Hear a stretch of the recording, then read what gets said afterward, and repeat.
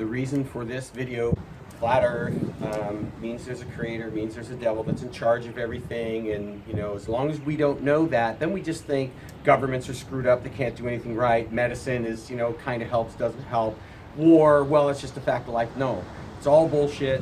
We know the earth is flat, but the whole creator, Bible, what do we believe, what do we know? New Madrid fault. Most truthers know about the New Madrid fault. It's right kind of in the middle of the United States. And that's what our video is about today, because we were talking about the solar eclipse. So there's supposed to be a solar eclipse, a total solar eclipse. We haven't seen this since June 18th of 1918. Okay, so 99 years ago, a total solar eclipse, whatever, swept the nation, and everyone was all super excited about it. 99 years later, we will have another total solar eclipse that is going to travel from Oregon all the way towards South Carolina. Looked in Idaho because it's going to be going right over Idaho, and all of our friends that live there are saying how the hotels are completely booked already for it. Right? So we have 5 months until a total solar eclipse. So I'm looking online as to the significance of a solar eclipse because I really didn't know. I mean, I just happened to click on a website, and I'll put the link below, but it pretty much says, yes, there's a total solar eclipse, and 7 years from August 21st, I want to say 21st or 24th, I can't remember. It's out there.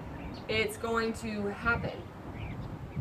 Within 7 years after, another one is going to happen. Now that's 7 years apart. What? 2024. In 2024. I said both of these paths of these total solar eclipses are going to intersect at one point. But where they intersect is where New Madrid fault lies. So I tell Don, I say X marks the spot over New Madrid. So then he jumps out. I mean, he's like, what? It actually completely intersects in Carbondale, Illinois. Carbondale, Illinois. If everyone, you guys have all got to be familiar with the New Madrid fault. Like, okay, disaster. So then he jumps up and he says, how many years are in between this one and the next one? And I said 7 years. And he's like, Bible! The first thing that came to my head was your old Bible story. Joseph, sold into slavery, becomes, the king has a dream. None of his wise men can translate the dream, so they grab Joseph. They make Joseph, because Joseph interprets the dream. 7 years of preparation and 7 years of trouble after that. Remember, the king had a dream about 7 fat cows being eaten by 7 skinny cows, but the skinny cows didn't get eaten. They stayed skinny. And Joseph said to the king that means that you're going to see 7 years of plenty, such like you've never seen, you know, harvests that are just incredible.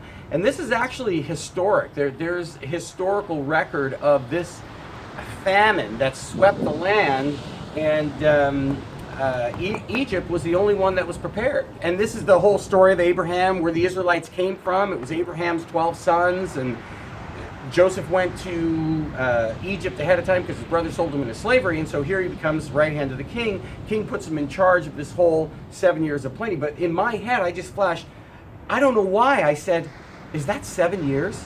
You know, is that 7 years from now, 2024? And then I immediately got to thinking, I mean, because as truthers, you know, you kind of start to tune into the synchronicity of what happens in your life, or not.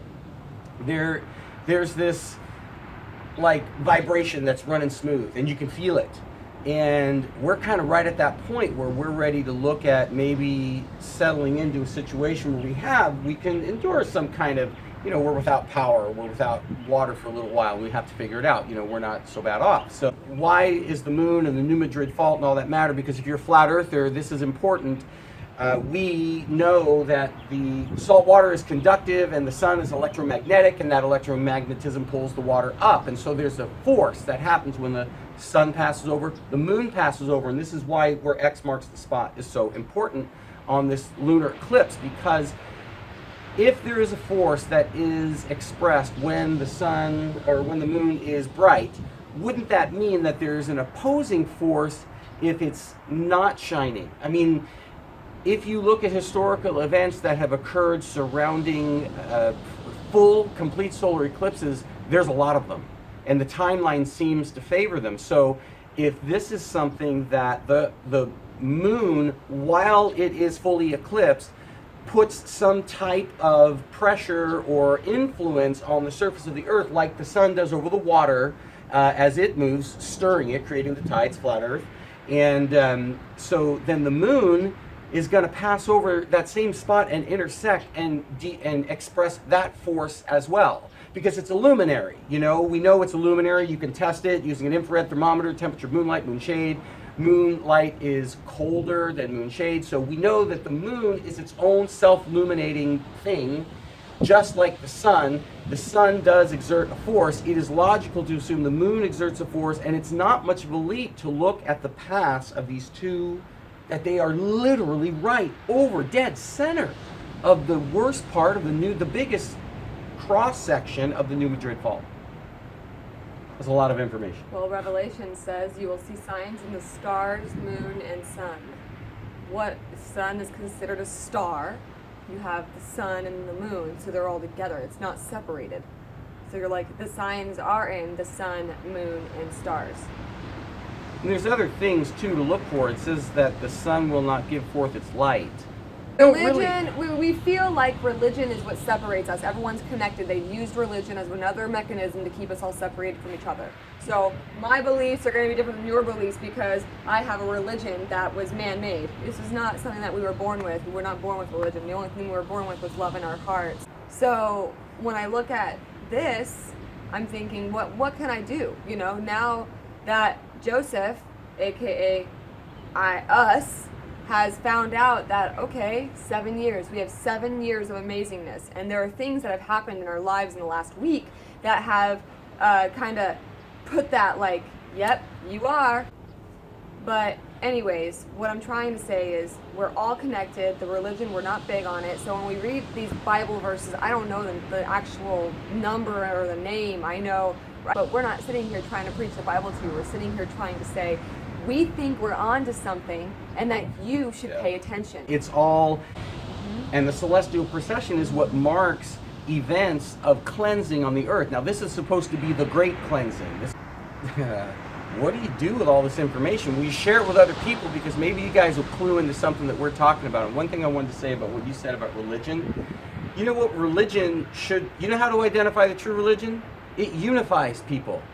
The flat earth, you know, I don't want to call it a religion, but on some level it is. It is a truth. It is a truth that you're attracted to it because it's truth. And that means something about you. It means you care enough about things to, you know, you want to know. You just, at some level, you want to know. Because you want to know, are you supposed to just be greedy and steal and get whatever you can and die with the most toys and that's who wins? Is that what it's supposed to be? Or is it really, you know, be a Christian person and give out of your want and try to help and trust and all that? Don't we really just want to know where we came from, who we are, where we're going, who built this whole place? So you get a little pissed off at some point that they lied to you about where you live. They set up this elaborate network of information to lie to you about where you live, and then you find out about God and everything else. Okay, we can be mad about that later. The point is, we've got to come together and find a way to collaborate on stuff like this. And so we're working on a 7-year plan. Yep. So now him and I have been talking about it, and we've got a big contract that's coming online really, really soon. It's the beginning of the end. And I'm not saying the world's going to end on this August. I'm not saying the world's going to end next September. I am saying that the revelations may be onto something. Pay attention. Constellations. Pay attention. Constellations are deeply connected to the whole God system. It's the system that separated them and made you think that tarot and the zodiac and Christianity, they don't go together. They do. All of this meditation, Christianity, the concept of what Christianity is supposed to be, rather, you know, love, and those things are all meant to be part of the same thing. So look into it. Celestial procession. Celestial procession. You want to give me a kiss down here? Yeah. You know. All right. We got a thing now.